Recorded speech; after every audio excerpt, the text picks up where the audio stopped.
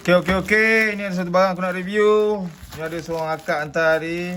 Dia pun sesat-sesat kat sampai sini. Tengok JNT guna orang baru. Apa dah, yang penting barang sampai kan. Buka terus.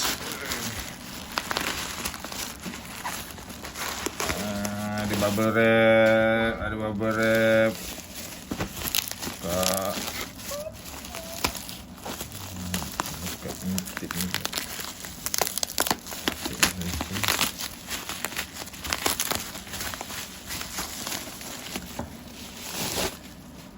Okey, ini adalah Ada lampu.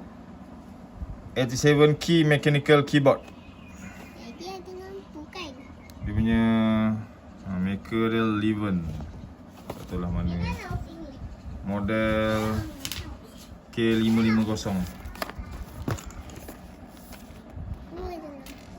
Dia ada 4 jenis, warna pink, blue, white, black. Ni aku beli pink. Ni anak aku nak pink. Sibuk nak pink. Abang mana ada warna pink? Tak boleh lah. So, ni dah rupa je. Wah, cantik warna. Sana kak. Ada manual lah ni kan. Bahasa Cina, ada tulis English pun ada. Payah simpan. Okay, ni keyboard dia. Wow. Mechanical keyboard. Sekejap kakak. Oh, shock bunyi. Bunyi macam mesin type lah. Cuba yang warna ni. Kejap kakak. So, belakang boleh naik.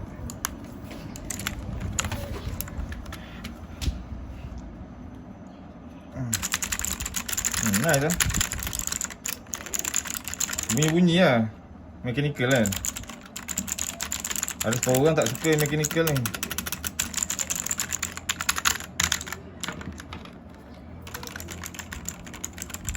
So, Yaya suka bunyi dia. wire dia pun boleh tahan tebal juga.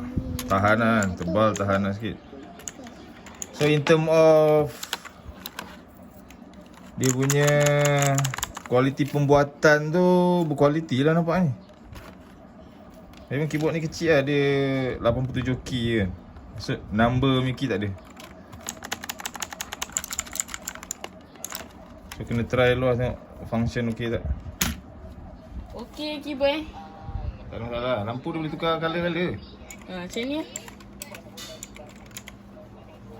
Berapa ringgit tuan keyboard ni? 60 60. 22. Okay, kalau kau minat nak beli keyboard ni, kau klik link kat bawah.